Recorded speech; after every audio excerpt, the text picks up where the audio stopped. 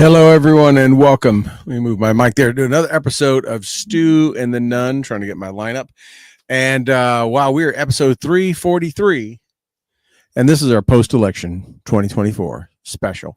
And I have with me, I should have another guest a little bit later, but I have with me first Mr. Wolf. I say guest, he's guest host.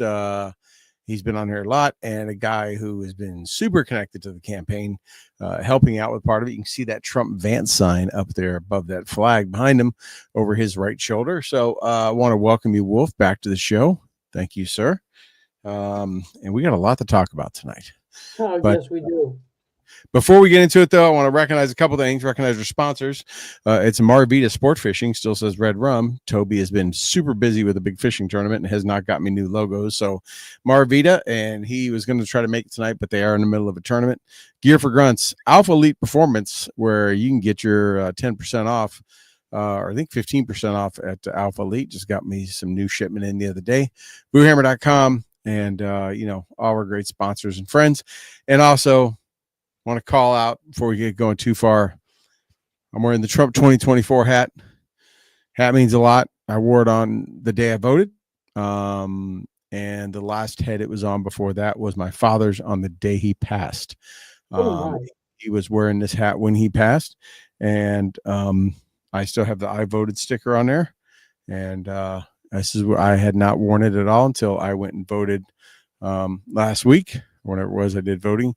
I went early voting, so I went a few days before, and I'm like, gotta wear it again. I know he was smiling down, and he is super happy seeing how things go out. He would have been so happy to see all this, but so I got to call out that I'm wearing his hat one more time before I probably put it up on the shelf for a while.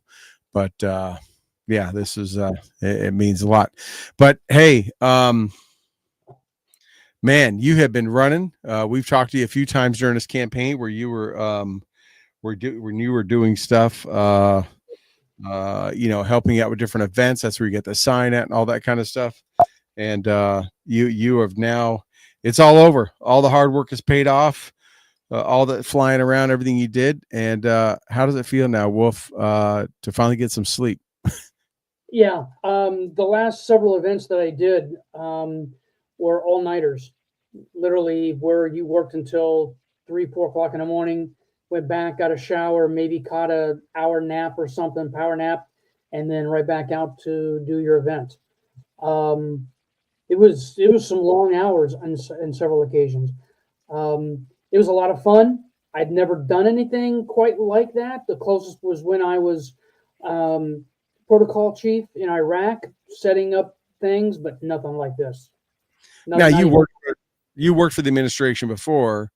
Yep. But working a campaign, and you had worked campaigns before. You were I think for the convention for the RNC. Correct. You were in charge of communications at the RNC convention in Cleveland, right? Correct. Was it Cleveland? Yep. Yeah. Yep. So you'd done that, but you hadn't necessarily worked directly for a candidate's campaign, did you? Was it before this? The thing that I did closest to this was I was the campaign manager for a U.S. Senate run in Colorado in 2010, which was a gargantuan amount of work. My first foray, and he made me the campaign manager. We did very well, came in close second, and it was a very big learning experience. Colorado's a big state, dude. It's a big state. Yeah. And very blue state, so it used not to be, but it definitely turned that way, which is hard to run a red campaign in that. But yeah, so no, I know it's been very crazy. You've sent me over some pictures. I'm going to work. We're about to bring on our second guest here. As soon as I see him get ready and get back in position, I see him in our virtual green room as he's getting his drink ready, and he is all dressed and ready to go.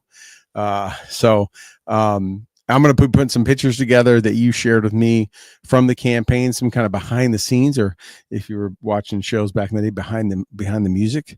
So you're going to share some of that with us. So while I'm putting that together, I want to invite on our second guest. Let me get some things moved around here and invite our second guest. We know him as the Motley Patriot. We also know him as Paul, Mr. Paul. I don't know what he wants to go by. He has a crazy other life, but today we're just gonna call him the Motley Patriot. And there he is. Hello, sir. How you doing? I'm very well, indeed. I wish I had caught the earlier conversation with Mr. Wolf. It looks very interesting. How are you? How Well, you doing, sir?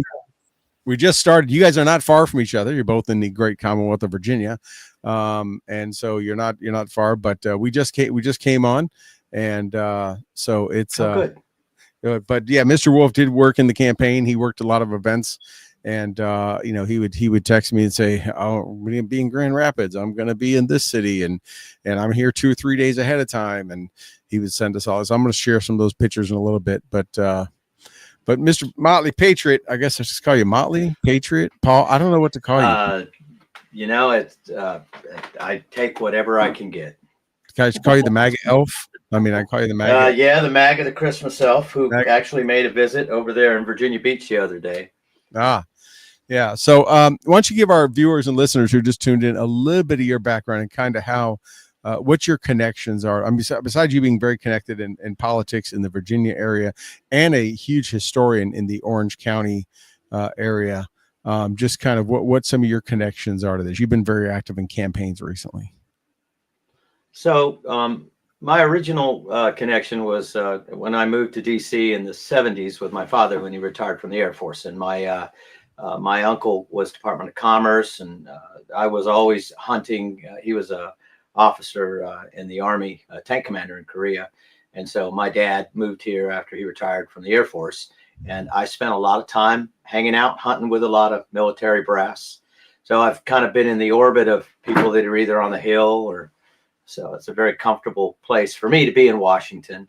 I've always been in the production and entertainment business, so I began life as a fly on the wall, and eventually you start to put pieces together and you see, well, wait a minute, this doesn't make sense, and oh, look what they're hiding, that sort of thing. So you get involved, and it's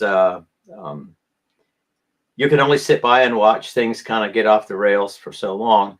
I was one of the first folks to come out in my circle, and I have some friends that are lobbyists in Washington. I'm their dirty secret, I guess. But from all the entertainment and the production that I get called to do, and I've been a fan of Donald Trump, mainly the policies and the idea of sort of bringing accountability to government from an outsider. So I've always sort of, from knowing people on the Hill, I'll get a phone call out of the blue. Someone will say, well, I know this guy, and they can do this, this, and this. And so next thing you know, I'm in the room with a director of DIA or any number of things. And actually, from some of the lobbyists, I've done some volunteer work for Helping a Hero. That's what got me into Mar-a-Lago a few times. Although I didn't get the actual title of the event planner, I was the guy that was kind of like the, oh crap, what's going on? Call Paul sort of thing. So kind of like the, I guess the backstop, the fail-safe guy. So Production that's kind of, consultant. Yeah. pardon? Production consultant, we call them. Pretty much, yeah. And but then I've worked with campaigns and social media. I try to get all our local candidates. I interview. I try to just stop short of campaigning, but use social media and my abilities to help the local candidates get their messaging out there. And then one thing leads to another. I'd worked with Cameron to help him with some of his social media. It takes a village, to quote our favorite politician, Hillary, to beat up on. So, we all show up. It's kind of like a fire. We all grab a bucket and throw water at these problems and try to put fires out. Well, Mr. Wolf can definitely appreciate that because, as I mentioned earlier, right, Wolf, you worked as far as in charge of communications for the RNC at the Nice. at the convention in Cleveland, but when you were working just recently on the campaign now for President Trump and VP Vance. If I remember right, Wolf, and you can expand on this, right? You were helping a lot of airport coordination. You were lining all the vehicles up. You were planning, getting all the, everything set up days ahead of time. You were coordinating with Secret Service and the locals and trying to coordinate the just all the everything really, I think it looked like you started to turn into really handling airfield operations. Or is that kind of what you ended up doing, or what did you do there, Wolf? Correct. They had a very strong formula that they've been working with for years on the Trump Advanced Group. They had anywhere from 5 or 6 positions: site guys, communications and media handling. Mine was motorcade and airport. They might have some other outreach. They had some people that were specifically like on cameras or teleprompters or what have you, that would come in and do that. And they were very defined roles. Every one of the setups had the exact same roles. So when you went in, you knew if you're doing motorcade and airfield, boom, you know exactly what you needed to do. If you're doing site, boom, you know exactly what you needed to do once you got there. They always had a site lead. They had a site deputy, and then they always had a staff lead that kind of oversaw everything. So, and then the site guys would work with guys like Mr. Motley here with the productions that actually knew how to assemble these events. You know, get the lights up, get the displays up, get the banners up, the flags, bring in the cranes, bring in the side decorations, while we were also throwing up the bike racks, all the decorations for making it look really pretty and professional. Plus, you're coordinating.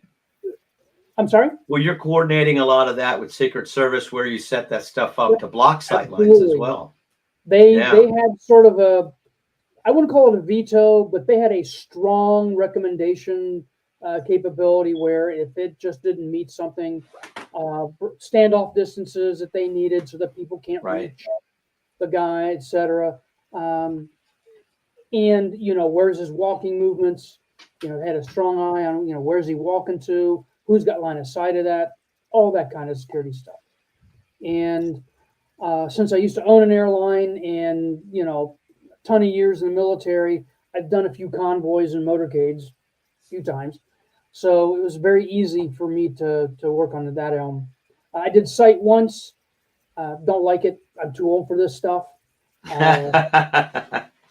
You know, I don't mind helping, and I don't mind doing, you know, all the motorcading and driving and routing and all that other stuff. But slinging bike racks and things just wasn't my thing at 62 years old. Well, it's physically demanding and clearing. What is it? Trying to get cleared and capable hands on deck. You know, just managing transient labor. I mean that. Yep. Right. You end up being the fallback. You're trying to coordinate it. Next thing you know, you're sweating in the field. You know, one of the things that Troy had mentioned before, the sign up here, the Trump Vance sign, that is actually the sign that Vance stood behind when he gave his speech up in Big Rapids, Michigan. What they would do is they would have one of those for each one of the events, and they would give out one of them to the most significant contribution by a staffer.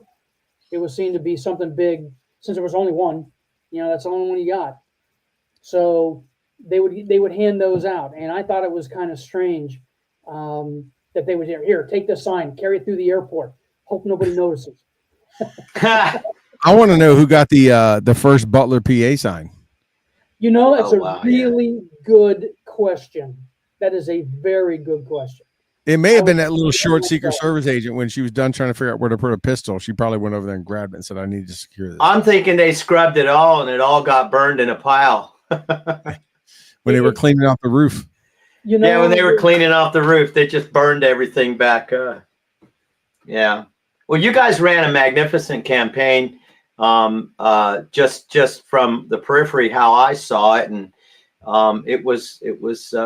I know that the 2 events I did at Mar-a-Lago, it was very specific about using a specific sound contractor.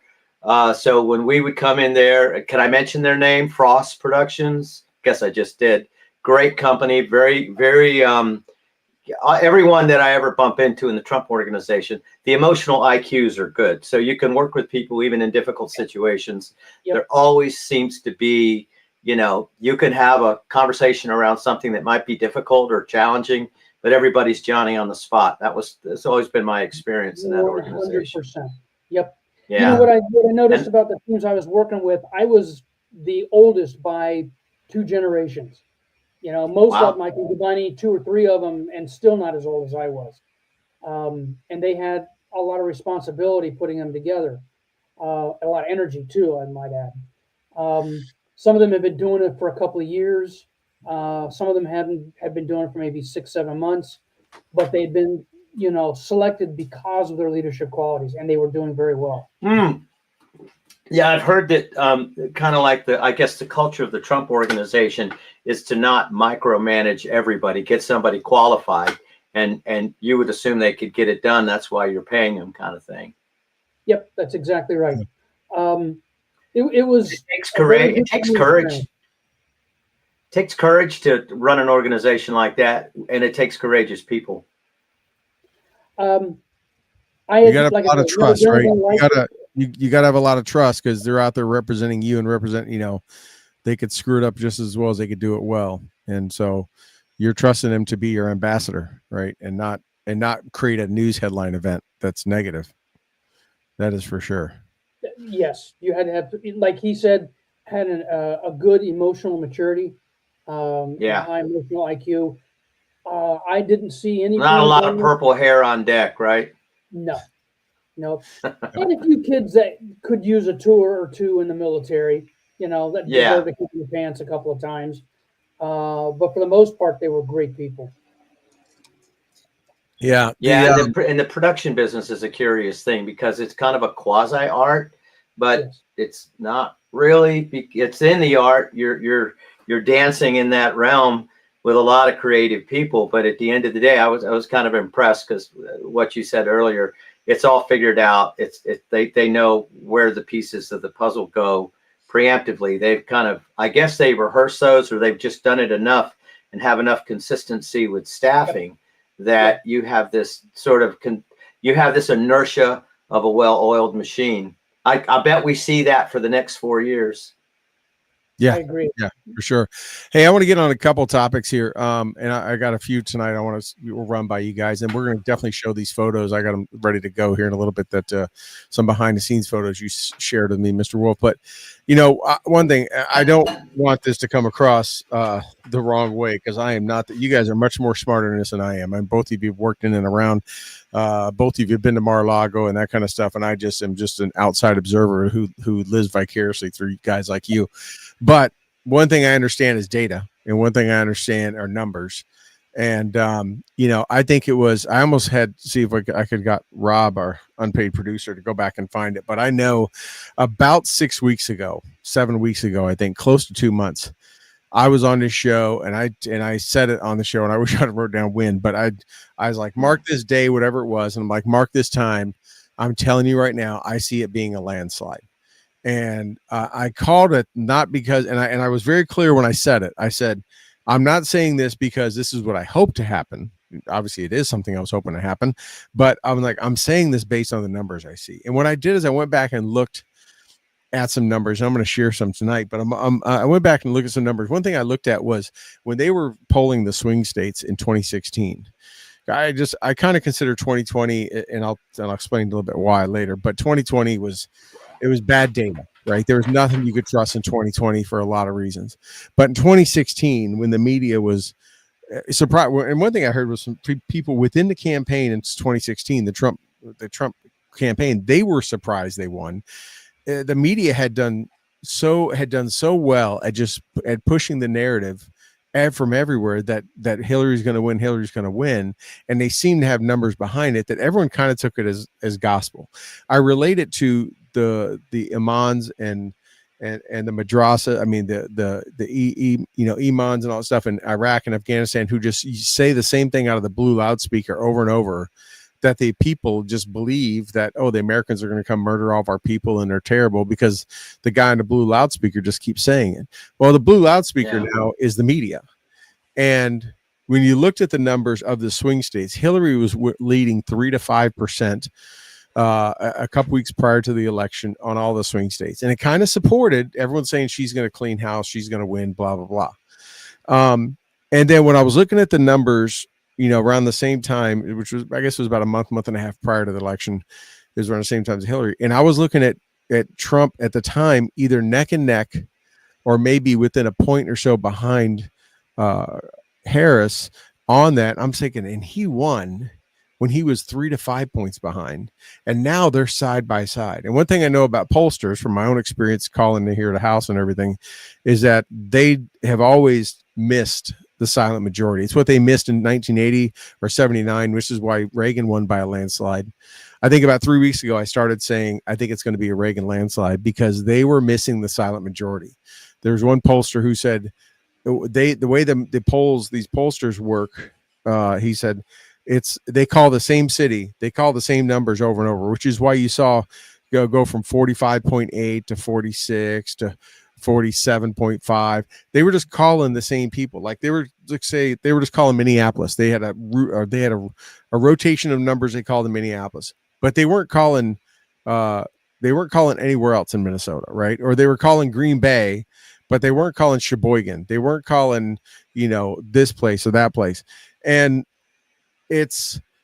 they were missing that silent majority, which is what happened in when Reagan had his landslide. So when I started seeing him going, I think he's going to win because I feel like the media is almost, as pollsters do, and the pollsters, making sure she looks good to try to convince people either, oh, she's got it won, I'm not going to show up, or I might as well go with Hillary or go with Harris because, well, it looks like she's going to win anyways.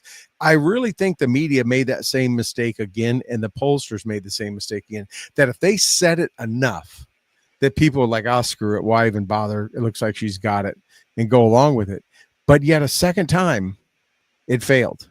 For a second time, no matter what they said, the base was more energized. People, we definitely see the numbers. More people came out, but they proved them wrong yet again. And now we have 2 days, hindsight 2020. We have all these media and pollsters all going, what the hell happened? And I'm going, look back 8 years. That's all you have to do. So I want to go to you first, Patriot. I want to just get your take on this. You've worked a lot of campaigns, a lot at the local level, but just what are your thoughts on some of this and around pollsters and how the media got this wrong?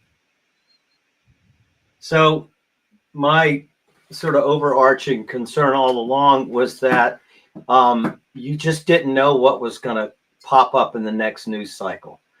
And regardless of what polls did or didn't do, or what was baked into the questioning, or as you mentioned about almost a sample bias, just based on old bad lazy habits, because it's the only way they can do it. You started to see, and I think this point will resonate with you. You started to see the Harris campaign, when nothing else was changing, still reinventing their messaging almost frantically. And I couldn't help watching that, thinking, what do they know that they're keeping? Because this is the lobbying 101. You can't say what it is that you don't want anybody to know, so you keep going around it. But they talked about even Obama coming out and condemning black men, and then sort of condemning the Latinos. And you saw all these messaging shifts in the Biden campaign, and they moved fast, and they all moved together. And everybody's saying the same three key words, and you saw them trying to shame the voters. And when you finally saw, after the dust settled, Trump moved every demographic. What, 3, 5, 6%? Am I right? That's what I've seen and what's been discussed. He moved everybody in his direction. And so we had, and I'm sure Mr. Wolf knows this from being in the circle, the team behind the RNC, the presence of election observers, not being 98% Democrats. And here in Virginia, the numbers are poll watchers. It was, what was it, 18 to 1? It was a ridiculous number of Democrat poll watchers versus Republican. And the first thing with our new getting rid of McDaniel, was it Ronna McDaniels? I always get her name wrong. I think Ronald McDonald. Anyway, getting rid of her, and then getting Trump's daughter-in-law. I mean, there was such a dramatic shift in the RNC. You mentioned Ohio. I wonder if you remember Chad that was part of that team, because I was in orbit on that. I was supposed to be out there, but things got weird on because of COVID. That whole event went upside down in 2020. With not being able to just go out there and do the regular formula. So all the pieces were moving. But I remember going to an RNC event, and they're frantically looking for people to put in seats because there's not enough people to make the room look occupied. But that once the Trump campaign had their fingers in the RNC, and not in a malicious way, but just from what Mr. Wolf mentioned, they know what works. They have the people that get things done. Everybody takes responsibility. It was, to me, it really was illustrative of a well-oiled machine. They've been there, they've done that.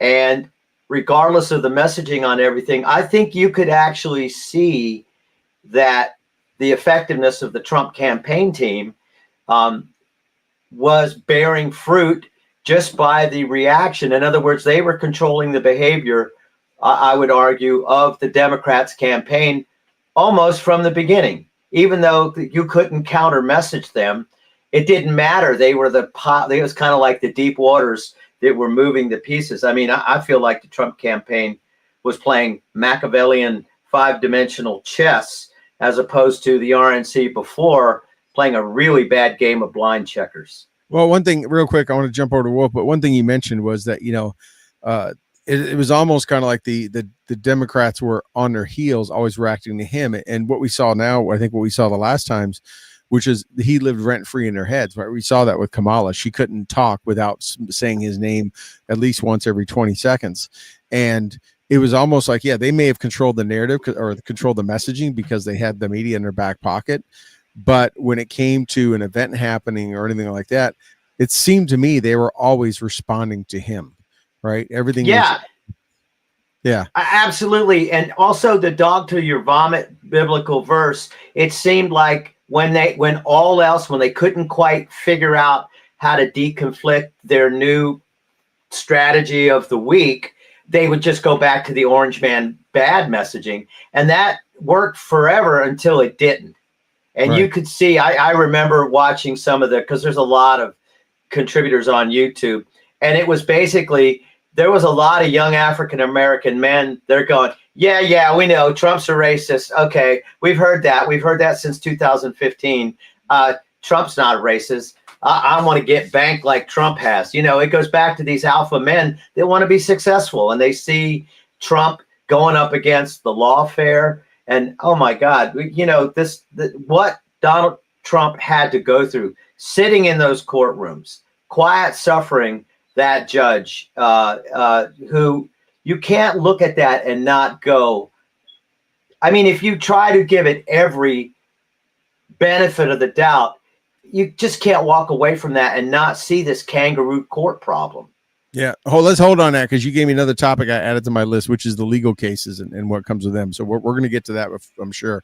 But I want to switch over to Wolf. On going back to my first question, which was kind of like, you were on the inside. How and why did the media get it wrong? Would they purposely try to push it, or were they that far off? Was this lady in Ohio that far off, or were they that blind with their love and faith to the DNC that they could not see the truth?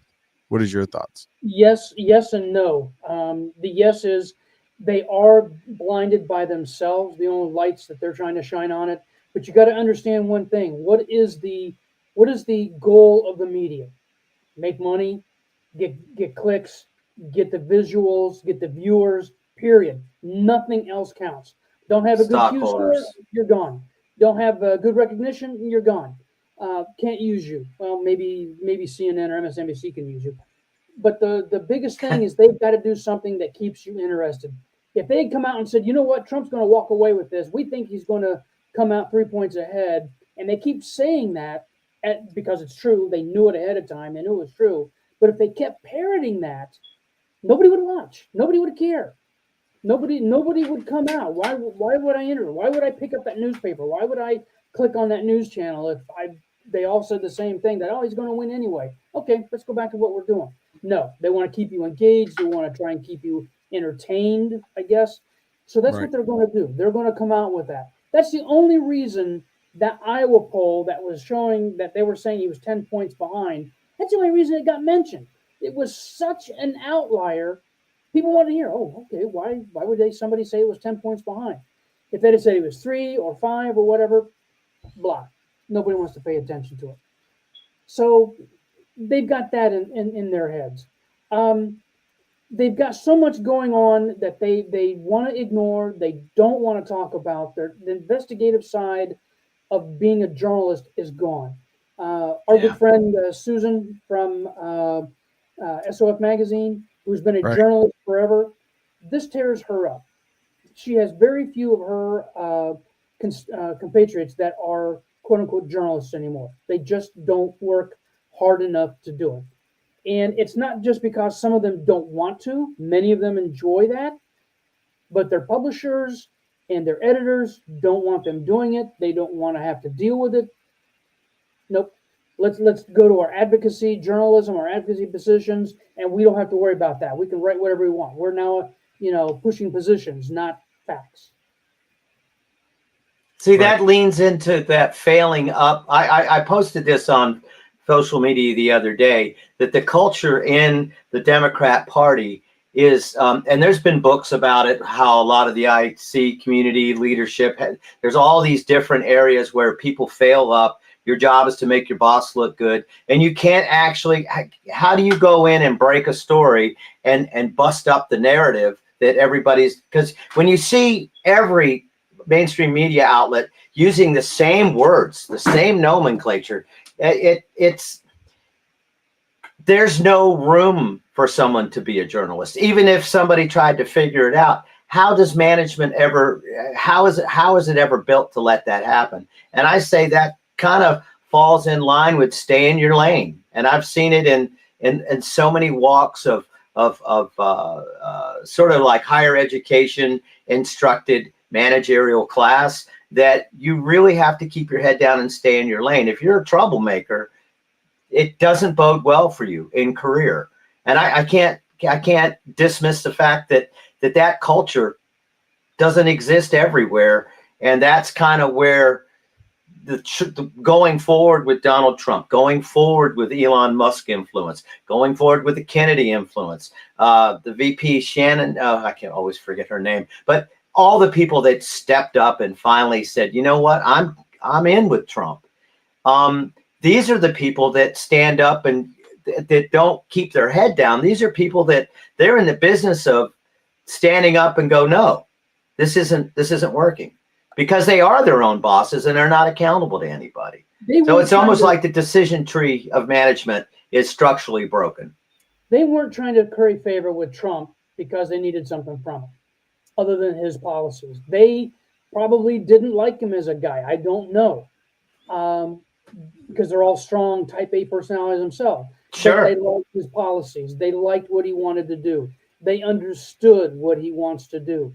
So whether they made $1 billion or $100,000, they wanted to come aboard because they understood what he was pushing. The ideas that he had were right. They were the right ones for us. The other it was proof is in the pudding. Proof is in the pudding. They've seen it work. Yep.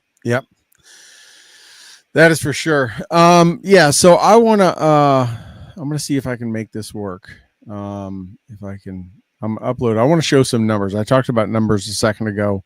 I'm trying to get it where it's uploading right now. It may take a second longer because I actually have all the pictures in this also. But I went back and did some analysis thanks to a friend of mine and Wolves that threw some stuff up in the chat. And I went back and did some analysis of the last 5, including this one, president. So this presidential election and the 4 prior. Man, this is taking forever. Here we go. And let me show this to here if I can. So this is what I thought was interesting, right? You can see by the year 2008, 12, 16, 20, 24. Now, you can see the Republican Democrat votes, right? And obviously, Obama won in electoral and popular in 2008, 2012. right? We all know Hillary won popular vote in 2016, but Trump won the electoral because she ignored Wisconsin and all that, right? Then we see 2020, 81 million votes for the Democrats and 74. So you see this uptick from 08 to this current one in 2024. You see the uptick of Republican votes, right? But you see, same thing. It went 60 to 63, and then added another 11 million. Okay, everybody's on fire for President Trump the first time, but the Democrat votes jumped, 15 million in 2020, and now they've went back 13 million. If my math is right. I highlight that because where did that 15 or 13 million people go? Did they not show up? Because everything we heard, now I'm not trying to play conspiracy theorist, right? And a lot of people went back and forth whether, there's the 2000 mules and the ballot stuffing, and 2020 was COVID and all mail out, and everyone was getting mailed ballots. And, we saw the graphic with the arch, and then all of a sudden at 2 a.m. it jumped, and they ran people out of Atlanta because of a flood that never happened. But 13 to 15, if you want to call it, depending on which side of the 2020 you want to call it, million people went away, right? So 13 million, if you compare to this one right now, 2024, 13 million went away and did not vote, because all I saw were talking about the long lines at the universities and the early voting and crazy numbers and all that kind of stuff. I'm just throwing it out there. I don't know if it means anything or not, but for some reason we had a 15 million increase, and then 13 million of them left. I had a chance to read an article this morning that addressed those numbers, try to explain it away. I don't know whether I believe it or not, but I can tell you what it said. It said that in many of the cities, the turnout that would make up those numbers didn't show up. That's what they tried to explain. They stayed on the couch. They stayed on the couch. Stayed on the couch, stayed home, did whatever. I don't believe that, because they said in California alone, there was somewhere close to 4 million votes that didn't show. 4 million in one state. That's an enormous amount. That's almost the entire difference. But is that 4 million? Is that 4 million from 2020? Correct. When everyone got a mailing ballot? Correct. 4 million. Then they tried to say, now extrapolate that out. And I'll use one that I know, for example, is Philly. Philly needed to bring out 700,000 votes in order to make up a deficit for registrations and a bunch of other stuff. They only got about 280-some thousand votes. They were missing about 400,000 votes, which was a huge part of why they lost the state of Pennsylvania. They continued by saying, try and do that with all the other major cities where they didn't get the vote. They missed the numbers in some, like Detroit. They missed the numbers in Wisconsin. They missed the numbers in Milwaukee. I don't see 100,000 votes not showing up in Milwaukee. I don't see it. 10 or 15, possibly on the high side. And they tried to say the site where I got these from. The site where I got these from, I haven't had the time to break it down. They break down the votes by state for every one of these elections. Now, I haven't had the chance to go crunch it. I'm sure somebody will. And I'm sure there's smart people on all kind of sides that'll go look at it and tell you what the plus and minuses were for each state. But I'm still looking at this 13 million. I mean, short of mail-in, they did Patriot. Yeah, Patriot. What are your thoughts?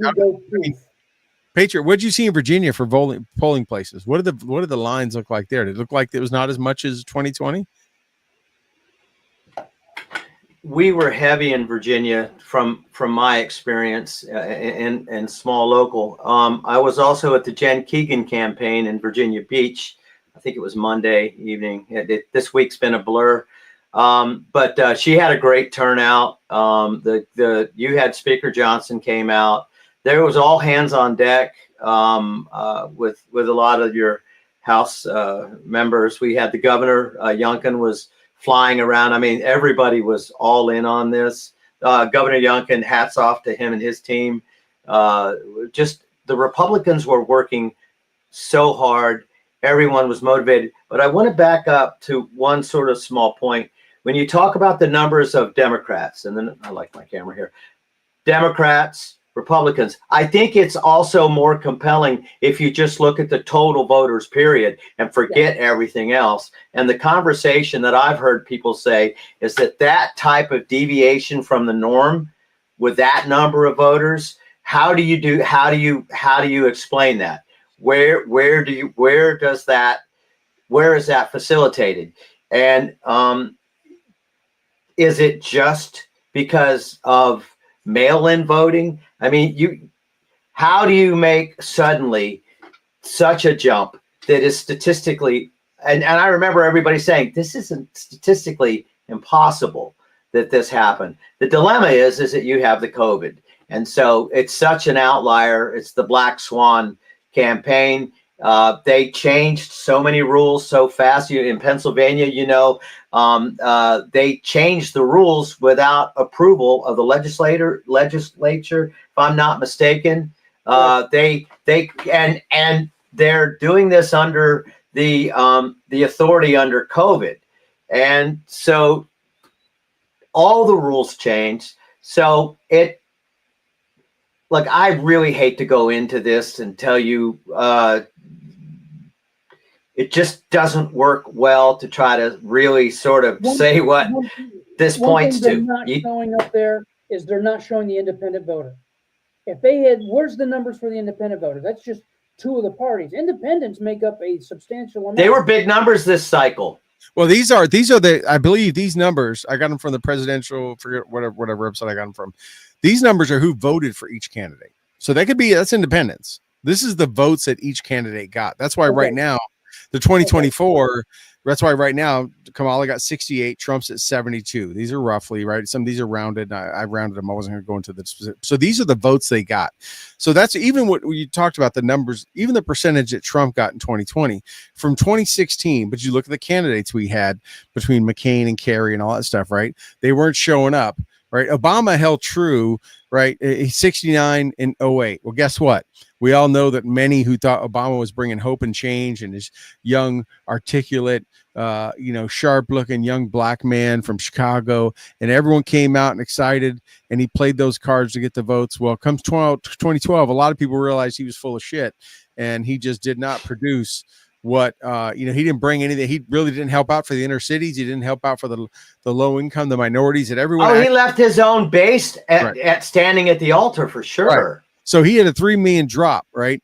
And he had only and the Republicans, they only got 1 million increase, but then 16 came. So Hillary pulled the same number Obama did, 66 million, right? Probably, a lot of people, it's the same thing. They weren't really overly thrilled with her. We know that. A lot of people couched it. They didn't go out, but Trump got 63. And then now people weren't sure about him. They didn't know he was a millionaire, right? He's a TV personality, but then he still picked up in 2020, 11 million more votes, which is huge, right? But I remember that number being almost shocking. I'm like, wow, you can make the case that it was a successful campaign for the Trump team to move those numbers up like that. I mean, by any metric, Mr. Wolf. 1 million people and lose. That's right. Enormous number. But the Democrats, Joe Biden, someone who had ran multiple times before as president, never got out of the primary, somebody who had been accused of plagiarism back as far as early as the 70s, someone who some would say, was the VP as an insurance policy because nobody wanted him. Right. He tried 2 other times to run to do a campaign and never made it out of primary. All of a sudden picked up 15 million more votes. So then it came down to, were those anti-Trump votes, right? Or did they come from somewhere else to pick up more votes? Again, Obama got 69 and 66 million, and Biden couldn't come close to beating him. Oh, and also in 2020, Biden won one state, South Carolina, because he made a promise to Clyburn that he would put a black female on the Supreme Court. He only won one state in the primary, yet he ended up with 81 million votes over, which is over, again, 13 million higher than Obama ever got at his highest to win 2020. But then all of a sudden now they've dropped back off, right? Can I backstory that a little bit, Mr. Wolf? These are all pointing to something that I think is very interesting. And if I may, when Donald Trump won the election. Do you remember that you could make the case that they didn't think they were going to lose from top down? Nobody saw it coming. You can make that case that everybody was surprised. But you remember that after Trump was announced the winner, it wasn't long before Obama and the State Department ejected all those Russian diplomat corps, and they started talking about Russian interference. They had hatched out, so I'm going somewhere with this. They had hatched out the whole Russiagate. They worked all this stuff out to try to defang Trump's administration from being able to be effective, because at the end of the day, nobody had plans for a Trump presidency. So everybody's out of a job. And the reason I point that out is that if you look at where the 52 that signed the letter that called on the next cycle about the election, arguably election interference with all the people that signed that letter, this shows a collective, concerted effort to influence the outcome of the election in a way that's deceptive. At the very least, well, it was malicious. Let's just call it what it was. But if you take a step back from that, and this is kind of where I wanted to go with this, and I apologize for kind of pushing you in this direction, but Obama came out after Trump won with a warm and fuzzy, oh, everything's great, we're so happy for you. Meanwhile, they're all working together to absolutely destroy his ability to govern. Well, Kamala just did the same thing. Oh, we're so happy for you. If I've got one thing to say to the Trump team, and I'm sure they all know this, is that there's no telling what the next diabolical move is. And I don't think these people were ever going to give up. And you remember, Troy, you asked me on the last interview, what do you think is going to happen? And my statement is, there's no telling. There's no limits to what they'll do. And you can go back and you can look at this. So with all this being said, those numbers on the 2020 election, how can you look at that and not, how do you voice it? You know, that's why you go at it. That's why I don't compare. That's why I looked at the 2016. When I started looking at numbers and poll numbers coming in, I kept going back to 2016.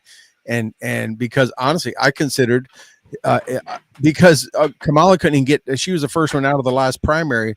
I mean, I considered her as disliked and unrespected as Hillary was. Hillary, because Tulsi killed her. Tulsi laid her out. But I mean, as much as Hillary, people were tired of her and didn't want her, and that's why a lot of people stayed on the couch. Short of what, doesn't matter who shows up on stage from Hollywood and all that stuff and says whatever, the American voter, Democrat side, didn't like Kamala either. That's why she never had a chance, right? Look, I'll just say it like it is. I've said it before on here. Biden was Obama's insurance policy, and he took note, and he picked the worst liked candidate in the country to make it his VP.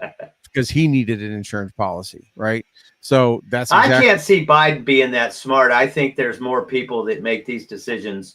It probably was Jill. It probably was Jill. She probably did it. She probably. Well, there's other names. I mean, you know, if you think of America as a ship with sails, you know, there's the main sail, there's the foresail, there's some really big sails that does one sail control the direction of the country? No.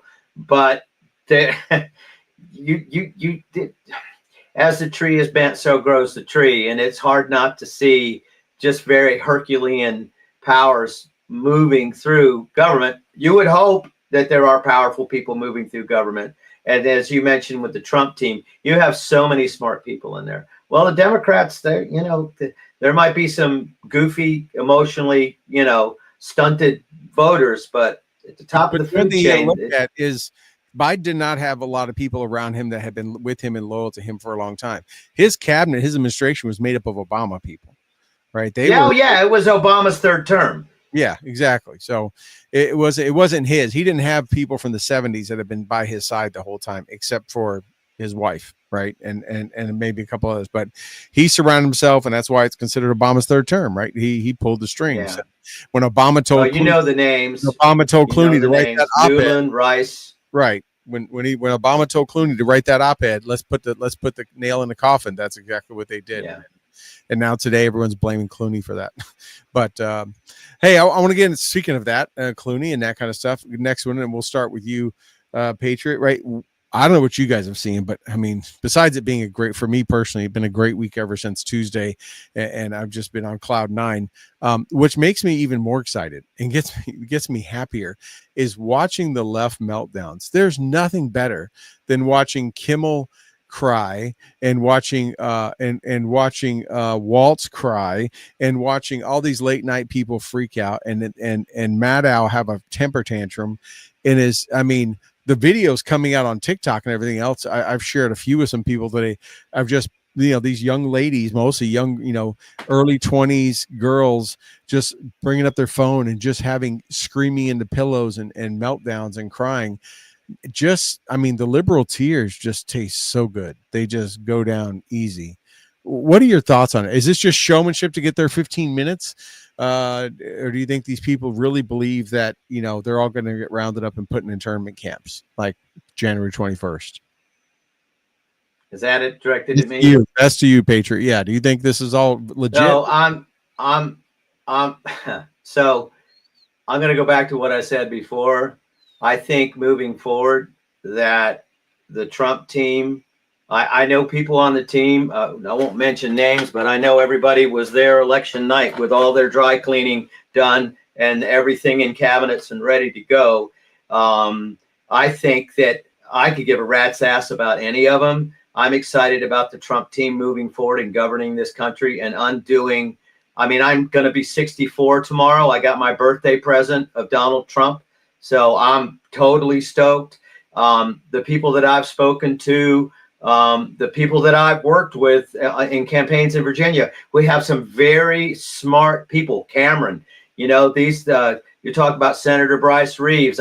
These people that I know, that they are alpha dogs. And I like being in the room with these guys because there's not a weak bone in their body. They're measured, they're kind, they're patriotic AF. You know what that stands for. And I think that and friendly moving forward, patriotic and friendly.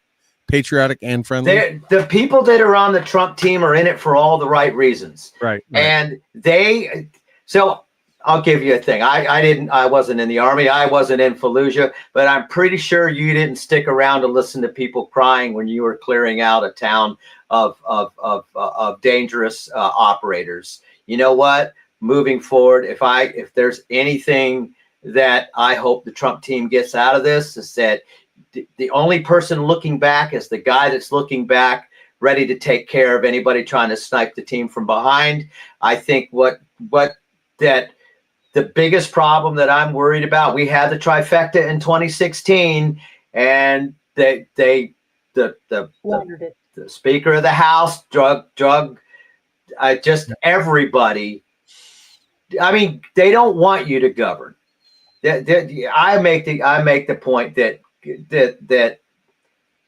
America is built. It's hard to get things done. It's hard to make things happen for a reason. It protects us from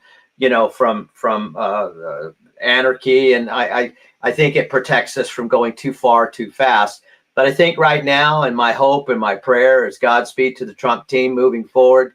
We have so many intrinsic problems with government, and I think with Elon calling it all out, his statement, it shouldn't take you longer to approve a rocket than to build one.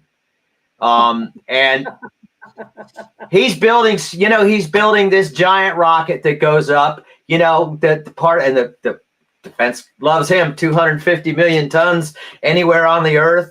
Is it 250,000 tons 250,000 tons anywhere on the earth in an hour. If the military can't make that change the game, I don't know what does.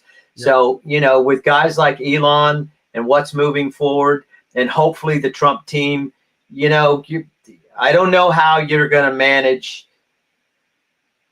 this new model, because it's a political world and everybody's always trying to get something for themselves. And I know, have you worked with La Civita and all? They did some pretty heavy duty moves in Virginia, lost 4 points, taking out Bob Good. I'm just going to put that out there. They really bumped up their support from the most pro-Trump people in Central Virginia. I make the argument they did that because you know what? The Freedom Caucus was a problem for a lot of Republican leadership. So, and I had a chat with Dan Crenshaw at an event, and I said something to him. And you would think Ken Crenshaw's head exploded when I talked about our elections out here in Virginia. That the House Freedom Caucus and what they pulled on the Speaker of the House, which I thought was the best thing to ever happen in the House of Representatives, to say, you know what, you guys think your country club is your country club, and freshman members of the House can't get involved. No, we're electing people now to go in and to pull the, knock the China off the table and go, no, status quo doesn't work. And I hope that the Trump team is going to be able to navigate that, because there's going to be a lot of egos. Everybody's protected in government. They're going to do that when they get the Mitch McConnells out of there, and the others that have been deconstructionists against him because they didn't fit, or he didn't fit their mold of what should They want be. the country club on their team. Yeah, Graham McConnell's, all them. Yeah, absolutely. Run them all out. Get them out of there. They're long past their due date. They didn't want to play. They wanted to play their own games. I get it. They've been in there a long time. They've earned what they've earned, but that's not what the people voted for, and that's not what the country needs right now. Let me That's not what people have voted for. Right. Yeah. Let's switch over to you, Wolf. I ironically, the Patriot brought up a date and an event that today is an instrumental date on. So it's a great segue. I want to get back to some of the meltdowns, but I do want to give you a moment to talk about. I think a lot of people, even you mentioned it to me earlier today, it made me think for a second. But today is a very I want to say great holiday. I mean, it's not. It's a milestone date, right? It's a milestone in our military history. About to be a milestone for a good friend of ours in a few days, because it's going to mark the 20th anniversary of something very important that happened to him in 3 days. But you want to cover that real quick? Is that for me? Yeah, for you. I just sent you a picture for that, just in your email. If you want to take a look at it while I explain a little bit. Today is November 7th, and let's go back to 2004. Operation Al-Fahar in Fallujah. In April and May of that year, in 2004, we ran into the problem where so many problems with the insurgency and the IEDs and everything in the city of Fallujah, and tens of thousands of displaced people were moving into the borders. They kept calling them refugees, but they weren't refugees. They were from the country. They were in their own country. They were just displaced. The Marines and the Army folks decided this is not going to stand. We're not going to let them run Fallujah. So Al-Fahar kicked off the night of November 7th when we attacked the Fallujah hospital with some special forces. Our special forces guys, including some of those from the Iraqi army, that moved on and destroyed basically a planning headquarters that belonged to AQ in that hospital. And we have been aware of this thing for some time, followed by very quickly moving over the berm, where they dropped down into Fallujah to retake it and give it back to its residents. One of the biggest operations we've done in a very long time. And it was a big night for us. I'll never forget that night as long as I live. General Molan, the 3-star Aussie general who was commanding the strategic operations room that night, where I was working, really made a big statement, and I'll never forget it. He pointed up and he said in a big, thick Aussie accent, the guy that's 6'4", and he's up there bellowing it out. He said, "Everything here is going to go through those 2 Iron Majors sitting right there, those 2 guys." And he's pointing at. He wasn't pointing into the F-16 pilots that were in that second row there. He wasn't pointing to the operational guys that were continuing to monitor stuff in the front row. He was pointing 6 rows back to me and John Paradis, the 2 public affairs guys back there, that everything that was going to go on in that room had to go through us. And we were looking at each other like, is he drunk? Is there something wrong here? Why is the public affairs guys, strategic communications guys, so important to this strategic move and this big night? And he explained, this our operations are strategic in nature. They aren't combat. They aren't operational. We've got to be able to make the right points, the right messaging, and get the right info out. And those are the two guys that are tagged to do that. That whole Yeah. room was looking at us. I'll never forget it. So 20th anniversary of the start of the second invasion of Fallujah. And like I say, you know, our good friend Dave Bellavia, who, you know, has received the Medal of Honor, will be for actions that took place 20 years ago in 3 days. And it which is also his birthday, ironically. Yeah, I mean, and if you talk to Dave, he'll tell you a lot worse battles happened after that date. I think he said the next day or 2 days later it was even worse. That just happened to be the one time when there was a reporter nearby and he captured everything that happened. But yeah, it's hard to believe looking back, probably more so for you, Wolf, since you were right there as we just saw, and you talked about that was already been 20 years. I mean, that just it's mind blowing that so much time has passed for something that for some of us seems like it literally was freaking yesterday. But yeah, I want to swing back to one thing I want to kind of ask you about, Wolf, is something that that I've been hearing a lot from friends of mine and even seen in my own family. And that is friends, family, things like that, coworkers, whatever. I mean, I know people that took yesterday off from work. I know people, and I'm talking some are coworkers, some are friends of mine, some are teachers that took a half a day off from teaching kids because they needed to go see and talk to a professional, or they just were and consider themselves in mourning. This is happening from multiple sides around me, where people were there. When people used to talk about during Trump's years, like, you know, don't bring up politics at Thanksgiving, you know, sit down with your family, have a good stuff. There are people, and unfortunately it's on the left, that are like talking about excommunicating family members from their family because they know they voted. I've heard of a couple getting divorced. Yeah. The meltdowns just seem, I mean, what gets me, Wolf, and I don't know if you have the answer to this because I'm asking you getting ahead of someone that you know that doesn't even think common sense, but they act like that President Trump wasn't already the president for 4 years. It'd be different if he hadn't, and he just talked a whole bunch of smack at rallies and everyone's like, that dude's going to come in here and he really is going to be a Hitler. But he's already been the president 4 years. We've seen what he's done and not done. We've seen what he stands for and doesn't stand for. You know, prison reform, moving the embassy, you know, doing all kind of things. You know, historically black colleges and universities. First thing out of the gate was, you know, doing stuff for them. They act like he's never been here. And the things that they're saying about him, people believe. I'm hearing from all angles of my life. People really think they're going to get rounded up and put in internment camps. They think that their kids are going to get, you know, I don't know everyone's fears of their daughters and females in their life. What's behind the all Democrats this? Are very good at accusing other people of what they're doing or what they want to do. They'll accuse you of being that. They are the ones that would round all of us up and stick them in re-education camps because you guys have wrongthink. You know, that's not the way it works.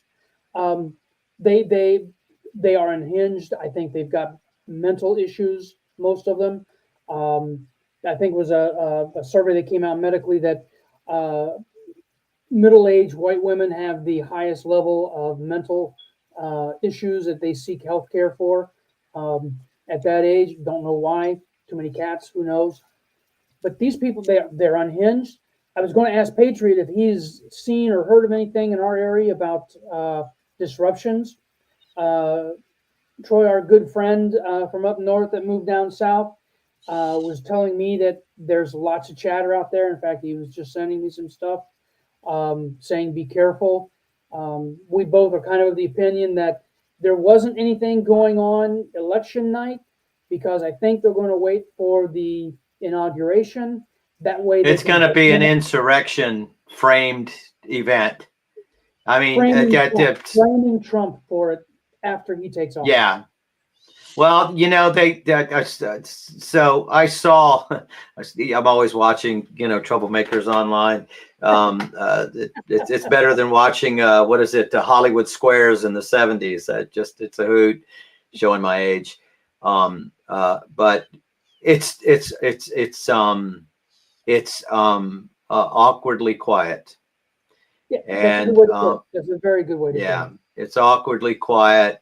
I still go back to that the Trump team is doing such a good job.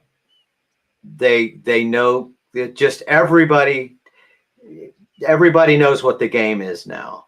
You know, I saw. Did you see General Michael Flynn's statement today? I reposted that if you saw my Facebook.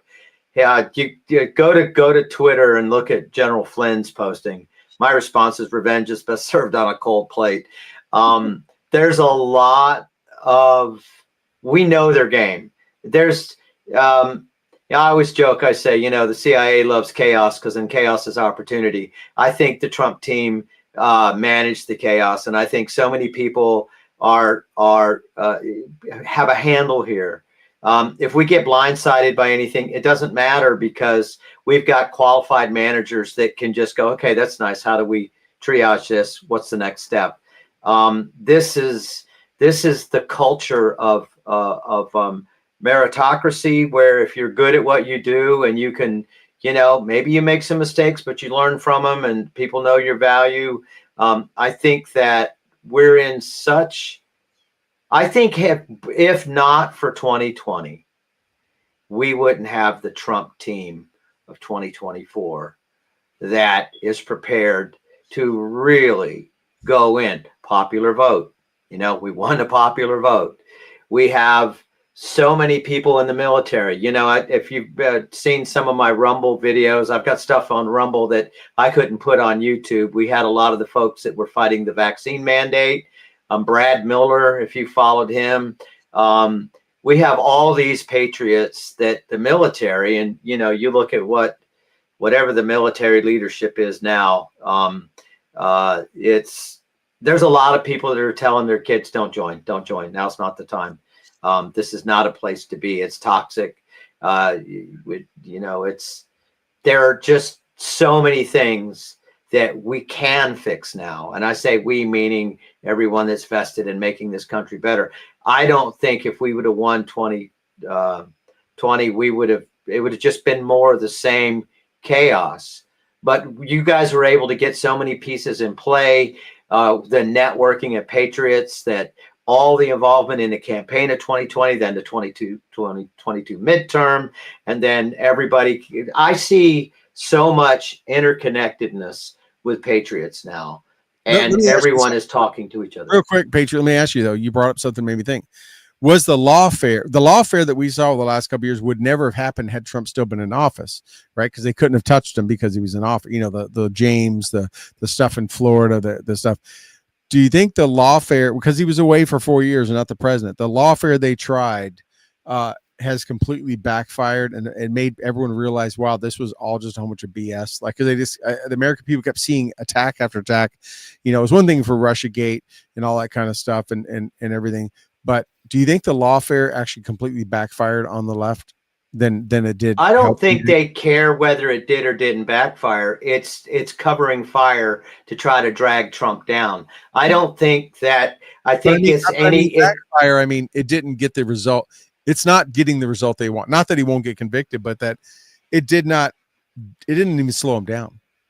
I don't think it mattered whether they could convict him or not. They know Trump's got the best lawyers and more of them. So yeah, and they're in it for the right reasons. Donald Trump has been using lawyers longer than most of those sons of bitches have been alive. So I'm not worried about. I'll fight anybody over anything to save my country. I wouldn't want to go up against Trump in a court of law with lawyers. I don't, right, wrong, or indifferent.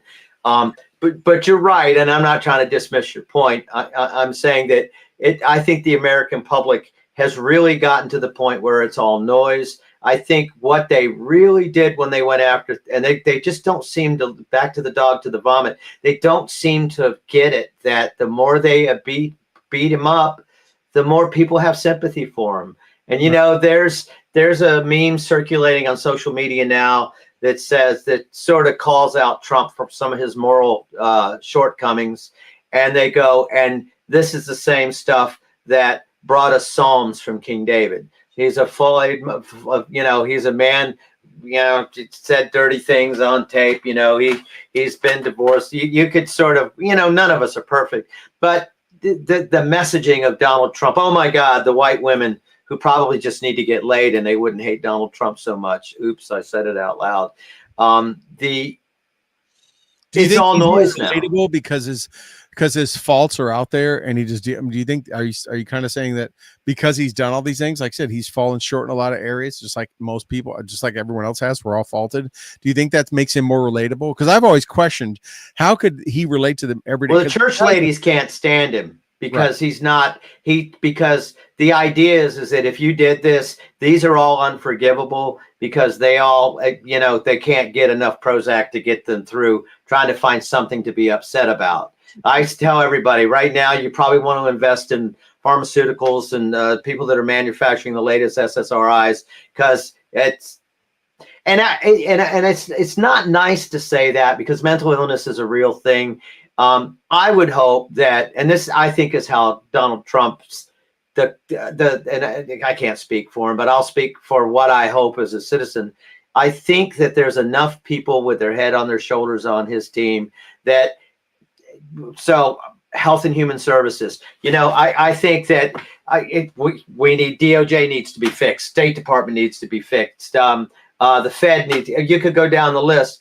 But what a lot of people don't understand, health at HHS, that's a boondoggle on a good day.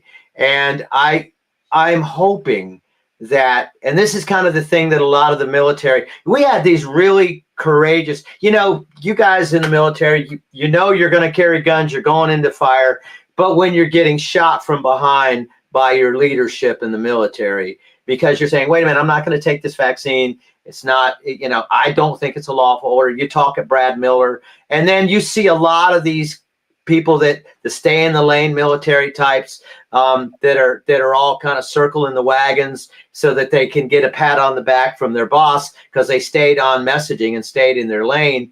But you had all these people that were disenfranchised by this entire, let's be honest, it's a shitstorm of leadership. Between State Department, what they're pushing through moving forward, there's just no real leadership, and they lost all these people in the military that are the best and the brightest and the most courageous.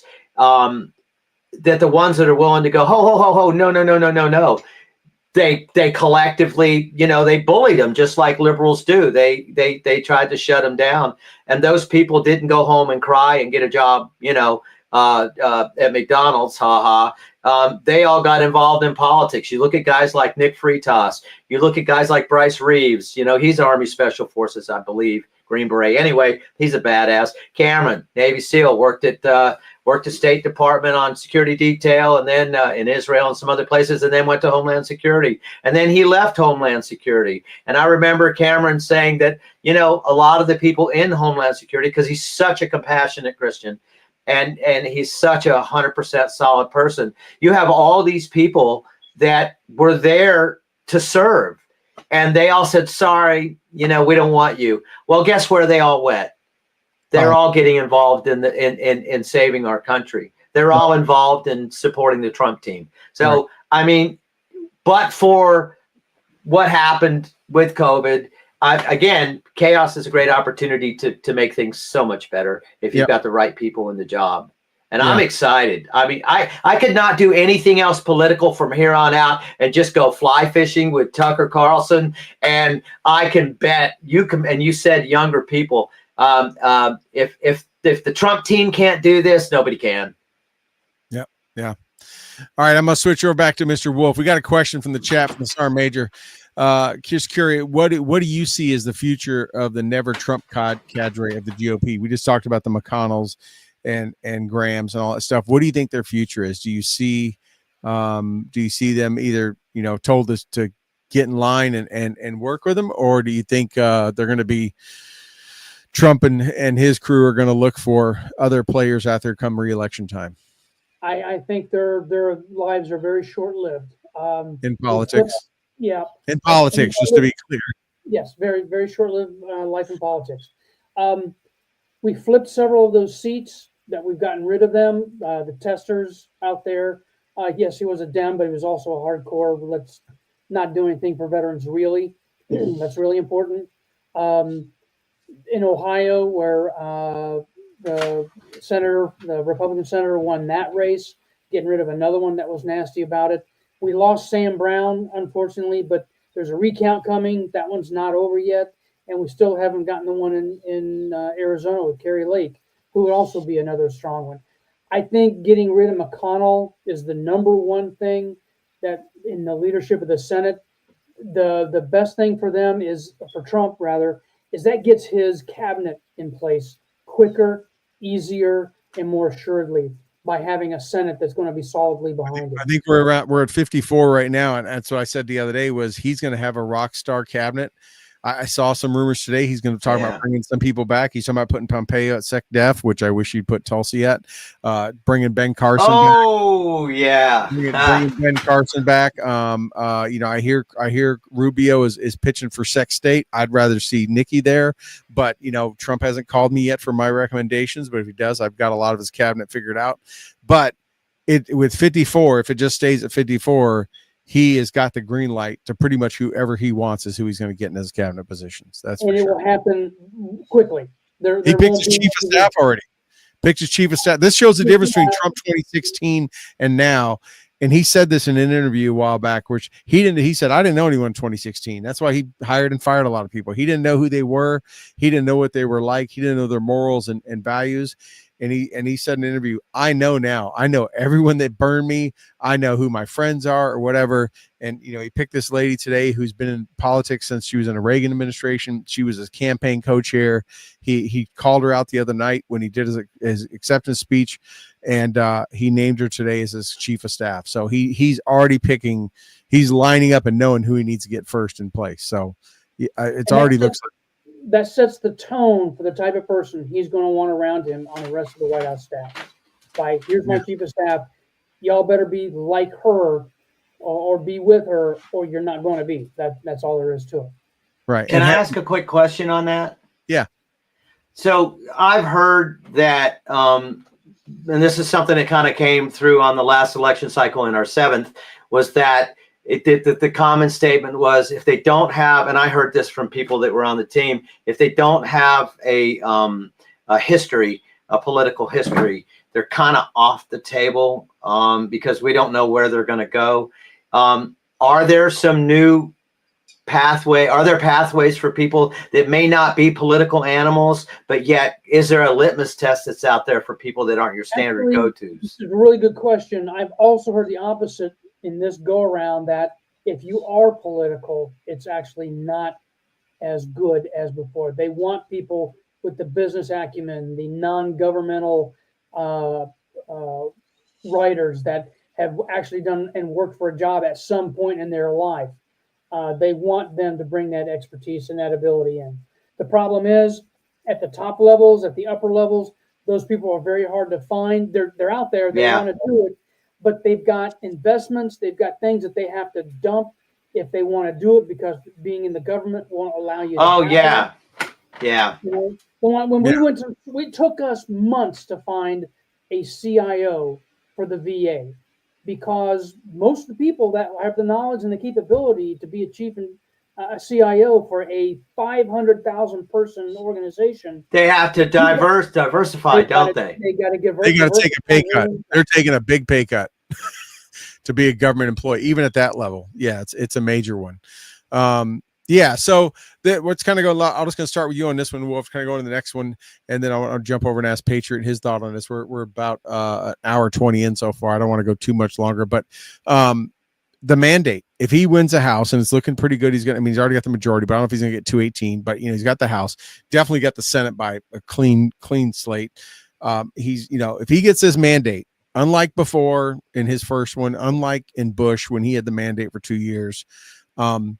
What are they going to do with it in your opinion? What I mean, do you think, I get the feel, I have a personal opinion, he is going to, I tell people he's not draining the swamp, he's lighting it on fire. But I mean, I think he's a one-term president. He's got nothing to lose. Is he going to take this mandate and just freaking make stuff happen? Do they all see him as the kingmaker now? They can't cross him. That's the one problem I have, is when they select this cabinet, and I've made this clear to anybody that on the campaign that will listen, if they don't have the cojones, if they don't have the stones to stand up, take it from the media, shove it down their throats, and get done what the boss and the rest of the country wants to get done, don't stand up. Go to the back of the line. Next. Several of the people that you've mentioned about that that have been picked or pointed at for cabinet positions, I don't think they've got the stones. I don't think they've got the chutzpah. Yeah. Well, that's that stay in your lane culture. That's that stay in your lane culture that's been built into people their whole lives. I mean, this country has not done a really good job of building, the greatest generation because it's all, I mean, I don't like to knock them down. They're all desk jockeys. Even give them credit for all the good that they do. That back to as the tree bends, so grows the tree. It's going to be hard. But let me ask you something, Patriot, because one thing I noticed with at least from JD Vance's a couple of his speeches and his debate is that he is very much he is very much like Trump, except he is a lot smoother and it's not so much in your face. And by the time you realize it, it's too late. Like he is when he's went on all those Sunday. He's showing the stones. He goes on those Sunday morning shows. I mean, in the debate, he's like, "You're not supposed to fact check me. I'm gonna fact check you." He's went against liberal media after liberal media. He maintains his composure. He tells it like it is. He knows his facts. He doesn't have to look at a note card. Do you think somebody like him as the VP? Do you see him being up there to help push that mandate? Do you think President Trump may use him some to not only get the message across to the media, but also to help get people in line? Do you see him being? I throw this at Mr. Wolf in that typically everybody says the VP is just it's a lame duck position. I will tell you that my biggest complaint with the Republican Party of Virginia, the Republican Party in general, the governor doesn't build the next governor. The president doesn't build the next president. It's like, I need a VP that's going to stay out of my way. No, I am hoping that the Trump campaign could essentially make Harris the window dressing of the presidency in a way that just like Kamala. I mean, hell, there's a joke going around that all Trump's got to do now once he gets in office is to just go ahead and go back to golfing and let Vance do it, like Kamala did it. He's not wrong. No, I know. I understand that, of course. That's not Trump. Yet, on some level, if you would give Vance, like he does with his managers, if you would give Vance some of this presidential authority and say, you know what, manage it. I'm going to deal with some of this other stuff. Bush did that with Cheney. Bush did that with Cheney on foreign policy, right? Bush did that. He picked Cheney. Yeah. Because he wanted. Well, and my favorite Bush comment: elections have consequences. Well, this election has consequences for sure. But I mean, that would be my hope to President Trump is that he picked a VP. It's certainly not the one he picked last time, which I think was a political move to get the evangelical vote to get past this tastefulness of his saying "grab a pussy." I mean, that was the 70s. That's kind of how that world rolled back then. I remember. As a young man, if you didn't develop an alpha behavior like that, girls wouldn't take you serious. It was a different world back then. The waters we fish in today are different. But I would say that I would hope that within all of this, because JD Vance is a guy I think that has the acumen to actually sort of manage more stuff and let this guy make decisions based from his grounding and his view on things. I think it would be a very effective way to set him up to be the next president and not to set up an Eric or a Don. Don't do the family thing. Find somebody who's got major kung fu. And by the way, I didn't realize until 2 weeks ago that Eric is as sharp as he was. I saw him on a podcast and I'm like, oh, wait a minute. Eric is he's like mob smart. Very good. Very, very good. Oh, and he, you don't know it because he sort of stays low. And Don Jr.'s a nice guy. He's got the charisma and all, but Eric's not. Eric, smart guy. Smart Yeah. guy. You know, I'm hoping that he'll turn Vance loose on the Senate. That he will be. That's part of his job is to keep an eye on the Senate, keep them in line, and make sure Johnson gets the help in order to round up those senators and make things happen. On top of whatever else he wants to throw in there. But I think if Vance was to do that and to keep whatever legislative side of things rolling, I think that would make them a fantastic team. I really do. So almost like the whip for the Senate and the House at the end of the day. Yep, exactly. Yeah. So you don't think he has some policy directives that have simpatico with the president? All of them are. They're very simpatico. Yeah. I know this personally. I know that there's some things that are important to him. But I think the biggest need, at least initially, is to make sure the Congress stays focused on what needs to get done and getting it done.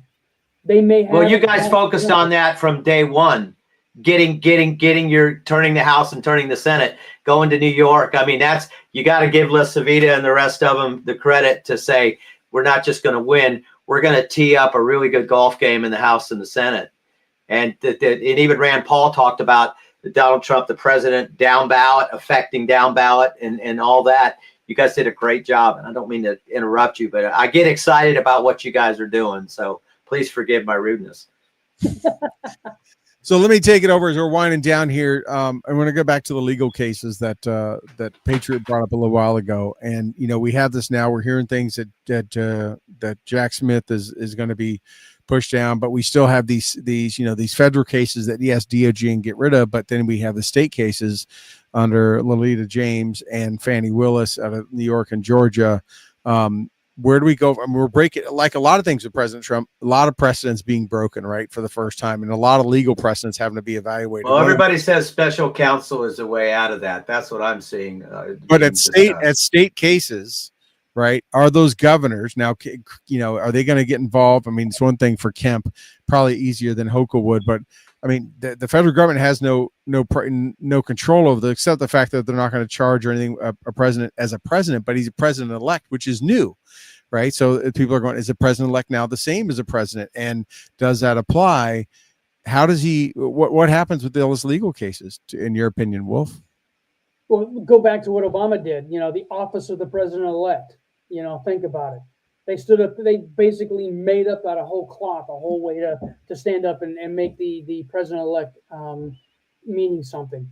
I think what's going to happen is they're going to have to pull these cases back. Yes, those special ones are going to disappear because they realize, they're moot at this point.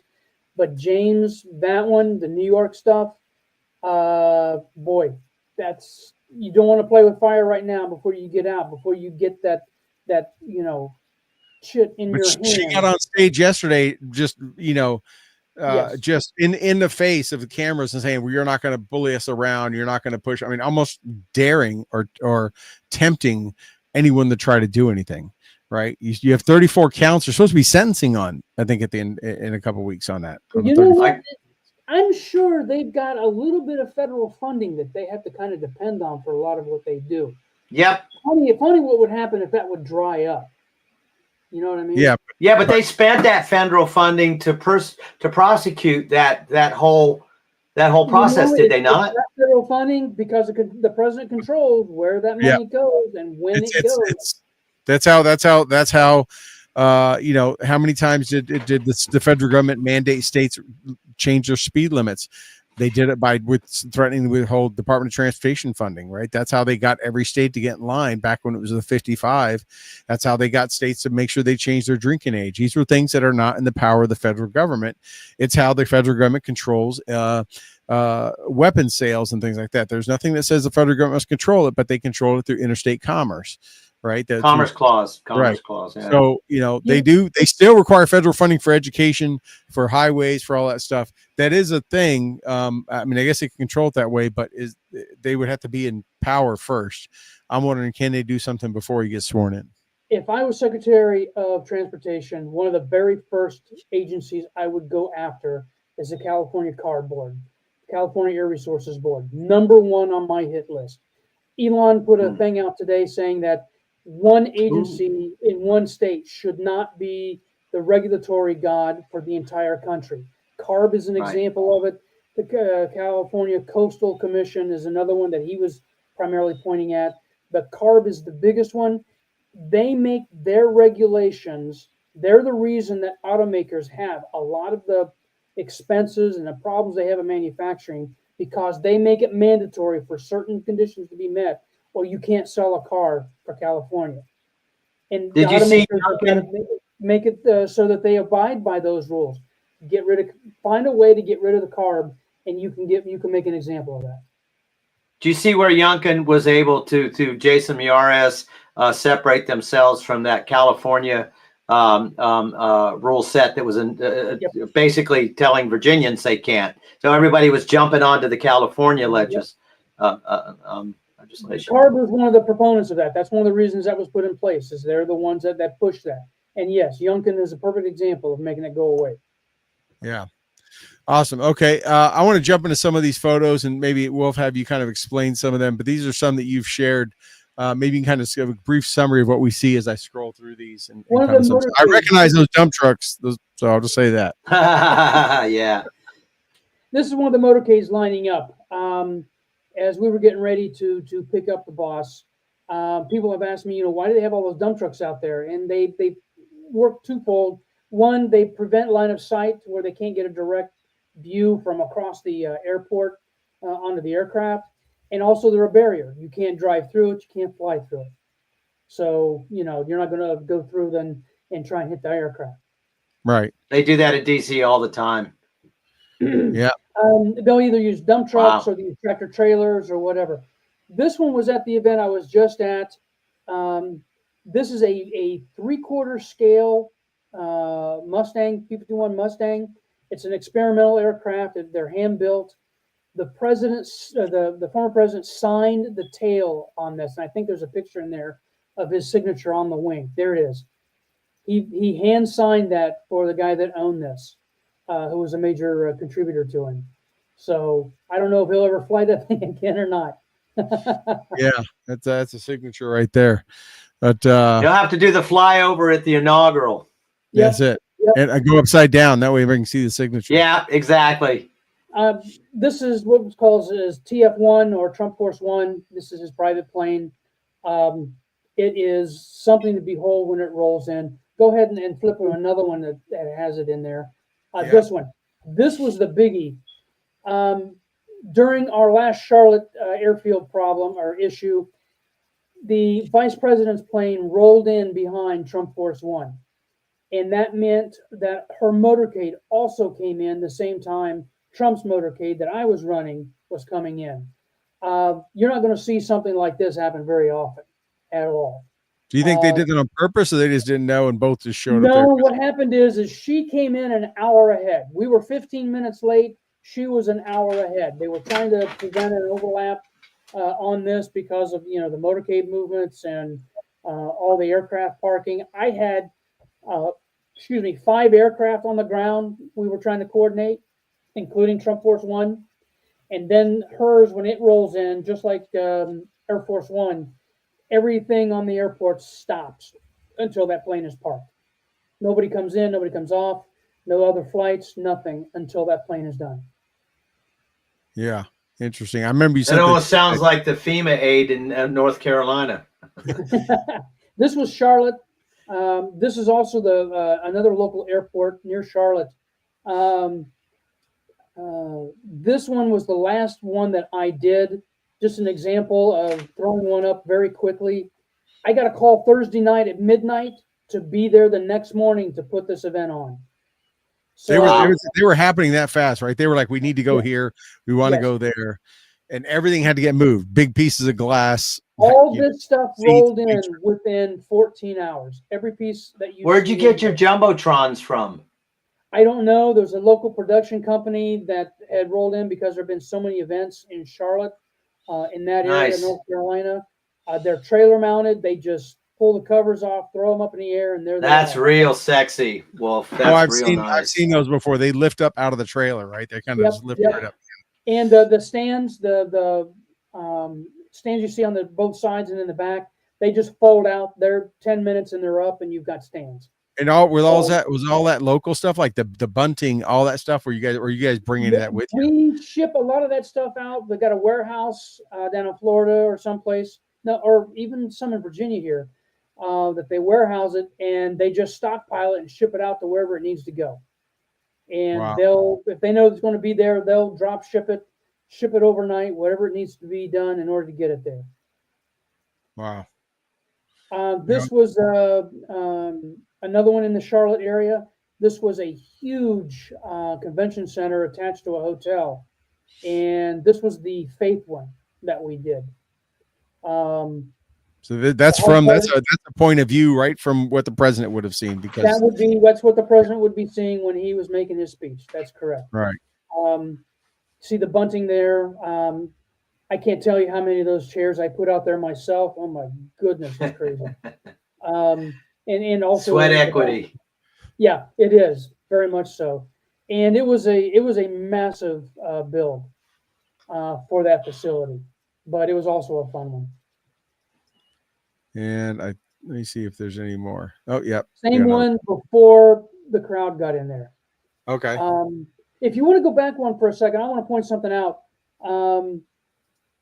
The glass there would normally be glass there in front of the president if he was doing an outdoor rally. On that previous one, we were showing the outdoor, he would have bulletproof glass. Yeah, the bulletproof glass there. That takes about 3.5 hours to put in place. Each one of those panes of glass, and usually 4 or 5 of them, weigh 4,000 pounds apiece. Yeah. And it takes that only came about after Butler. That was it. Yep. After Butler, they started putting them up, and normally he would be looking through the glass at this. But inside ones, they weren't required because obviously they check everybody and all that kind of stuff. Correct. Yeah. And there's no line of sight problems with it. Right. Wow, these are good, behind the scenes kind of stuff. Like I said, very very cool to kind of see that. You've shared some of that throughout all this, which is cool to see. I'm sure Patriot could recognize every bit of what has to go into. Oh, look, I'm looking at that and I'm already getting nervous about what was forgotten and who didn't do what. Trust me. I'm like looking at everything. I remember when I was at Mar-a-Lago, where the president was going from the main ballroom to the pool, and I'm going back and forth, and I'm just keeping my head down doing my job. And then I walk into this big giant meat curtain of a Secret Service, and you go, "Step back, sir." And I step back, and I knew that I might bump into the president, so I made sure I was dressed to the nines. I had the white shirt, the black tie, the hat, popping. And I got out of the way and hid in the corner, and he stops because he's super attentive to detail. And he stops and he looks over and he goes, "Nice tie, nice outfit." And then he goes on. I'm like, if you he ran Miss America shows. If you can dress to get a compliment from the president, that mission accomplished, But to the point, Secret Service that were there, I'm going back and forth, and I know from Florida, the weather can flip like that, and they're going to have the president speak by the pool, and then they're going to bring him in. Lee Greenwood's doing his thing and all, and it was a magnificent event. We had all the veterans there, a lot of triple amputees from Helping a Hero. And I go outside, and the Secret Service are sort of sitting around doing their thing, and I'm like, "You guys check your weather radar lately? Because I don't think the president's going to speak at this pool." Oh. So I run back in the ballroom. I change everything without permission to make sure that we can accommodate him if he goes there. And that Lee Green, I build a monitor mix for Lee Greenwood so that he can go do it. And again, I'm not, this isn't my responsibility, but I'm like, this needs to go right.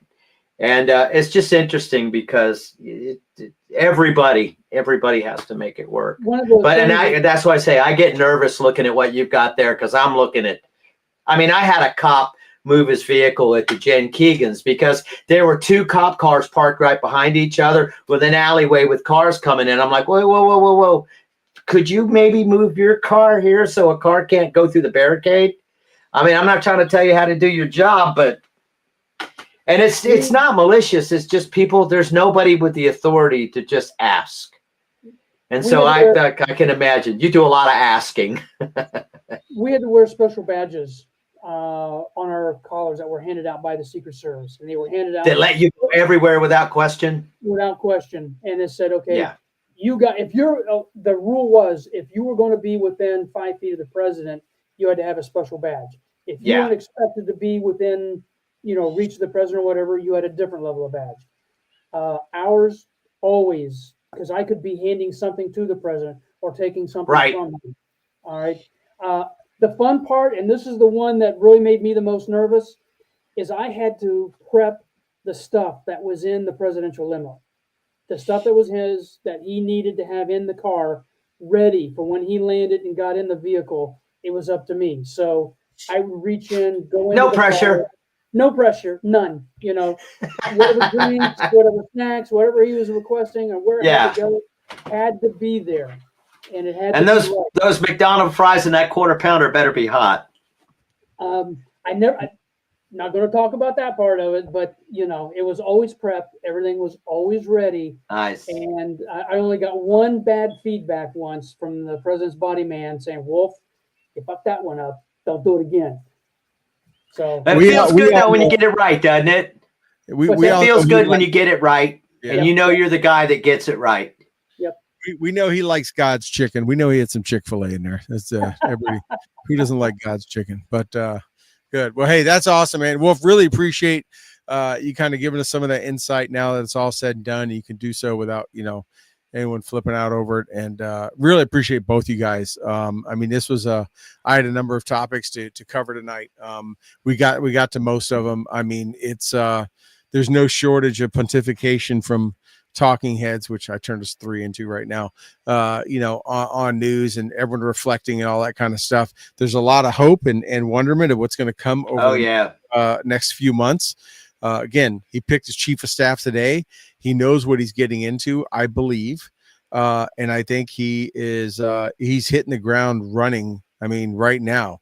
And, he is not going to wait until he, walks down Pennsylvania Avenue and stands in the grandstand there to decide what he's going to start doing. I think all that's in play. So it's going to be an exciting time. And I'm sure you guys join me in just hoping, praying, and wishing that this country can just come back together. The commercials finally stop.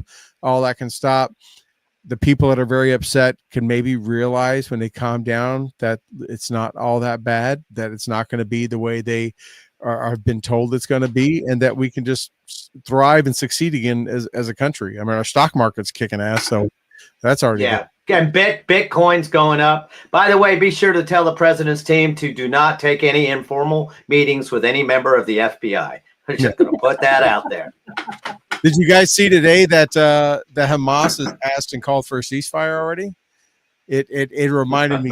It did. They came out. Newsweek is reporting that they are asking for a ceasefire to stop all hostilities. And I heard it reminded me so much of Iran and Reagan getting elected when the hostages, they had the 44 and he pretty much said they better be out of there before I step in. I heard what the president's response was. He said, "Yes, I would definitely like to talk peace. A piece of your ass.